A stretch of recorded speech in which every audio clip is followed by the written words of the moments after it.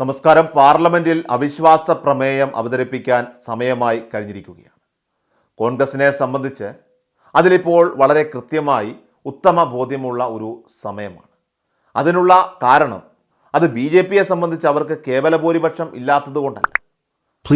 ഐക്യ ജനതാദൾ മുന്നണി വിടുകയാണ്.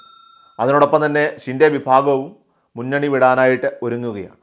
അങ്ങനെ മൊത്തത്തിൽ 12ഉം 7ഉം കൂടി ചേർന്ന് 19 MPമാർ ഒറ്റയടിക്ക് BJP പാളയത്തിൽ നിന്നും ഇന്ത്യ സഖ്യത്തിലേക്ക് എത്താനായിട്ട് തയ്യാറെടുക്കുന്നു എന്നുള്ള സൂചനകളാണ് പുറത്തു വരുന്നത്. ഷിൻഡെ ഉദ്ധവ് താക്കറെയുമായിട്ട് സംസാരിച്ച് മഹാരാഷ്ട്രയിൽ പ്രതിപക്ഷ നേതാവാകാൻ ഉദ്ധവ് സമ്മതിക്കുകയാണെങ്കിൽ വീണ്ടും ഒരു മഹാലയനം ഉറപ്പിക്കാനായിട്ട് വേണ്ടിയിട്ടുള്ള നീക്കമാണ് നടന്നുകൊണ്ടിരിക്കുന്നത്. അതായത് പ്രധാനമായിട്ട് 2 കാര്യങ്ങളാണ് ഇവിടെ നടക്കുന്നത്. ഒന്ന് മഹാരാഷ്ട്രയിലും മറ്റൊന്നാണ് ബീഹാറിലും. ഇതെല്ലാം ഒരേ സമയം നടക്കുകയാണ്. വളരെ കൃത്യമായി കാര്യങ്ങൾ പറഞ്ഞാൽ നരേന്ദ്രമോദിയുടെ അഹങ്കാരത്തിന് കിട്ടിയ മറുപടിയാണ് ഇതെന്നാണ് പ്രതിപക്ഷം പറയുന്നത്. ഒരറ്റത്ത് എല്ലാ തരത്തിലും അധികാരം രാജ്യസഭയിൽ പൂർണ്ണമായും നേടിയെടുത്തുകൊണ്ട് ഭരണഘടനയെ അട്ടിമറിക്കാൻ മറ്റേതെങ്കിലും സംവിധാനമുണ്ടോ എന്നുള്ള കുതന്ത്രമാണ് ഇപ്പോൾ BJP പ്ലാൻ ചെയ്തുകൊണ്ടിരിക്കുന്നത്. ഒരു രാജ്യം ഒരു തെരഞ്ഞെടുപ്പ് എന്ന പരിപാടി ഇനി നടക്കില്ല. പ്രത്യേകിച്ചും ജോയിൻ്റ് പാർലമെൻ്ററി കമ്മിറ്റി കൃത്യമായി തീരുമാനമെടുക്കുന്ന രീതിയിൽ ആ കമ്മിറ്റിയിലേക്ക് ഈ സുപ്രധാന നിയമ വിഷയങ്ങൾ അതെല്ലാം തന്നെ വരുമ്പോൾ ഈ ബില്ല് പാസ്സാക്കാൻ കഴിയില്ല എന്നുള്ളത് ഉറപ്പാണ്. എന്നാൽ അവിശ്വാസ പ്രമേയം കൊണ്ടുവരികയാണ്.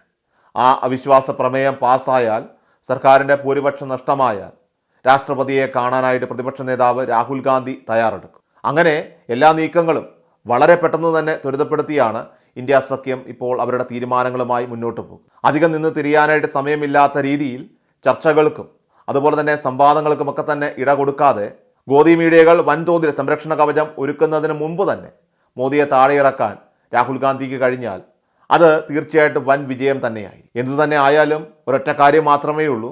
ഇനി മോദി എന്തൊക്കെ പറഞ്ഞിട്ടും കാര്യമില്ല. നിതീഷ് ഇപ്പോൾ കൈവിട്ടതുപോലെ തന്നെ ഷിൻഡെ കൂടി കൈവിടുമ്പോൾ കാര്യങ്ങളെല്ലാം തന്നെ അവതാളത്തിലാണ്. സ്വതന്ത്ര MPമാരെ കൂട്ടുപിടിച്ച് വീണ്ടും അധികാരം നിലനിർത്താമെന്ന് വിചാരിച്ചാൽ ഈ അവിശ്വാസ പ്രമേയം അതിനെ അതിജീവിക്കാനുള്ള ആ ഒരു കെൽപ്പ് ഇന്ന് നരേന്ദ്രമോദിക്കുണ്ടോ എന്നുള്ള വലിയ ഒരു പ്രധാന ചോദ്യമാണ് അവിടെ ബാക്കിയാവുന്നത്. കാരണം YSR കോൺഗ്രസ് അടക്കം ഇപ്പോൾ കോൺഗ്രസിലേക്ക് ലയിക്കാൻ പോകുന്നു എന്നുള്ള സൂചനകളുണ്ട്. അപ്പോൾ അത്തരത്തിൽ സമാനതകളില്ലാത്ത ഒരു സ്ഥിതിവിശേഷം ഇപ്പോൾ പല സംസ്ഥാനങ്ങളിലായിട്ട് ഉണ്ടാവുകയാണ്.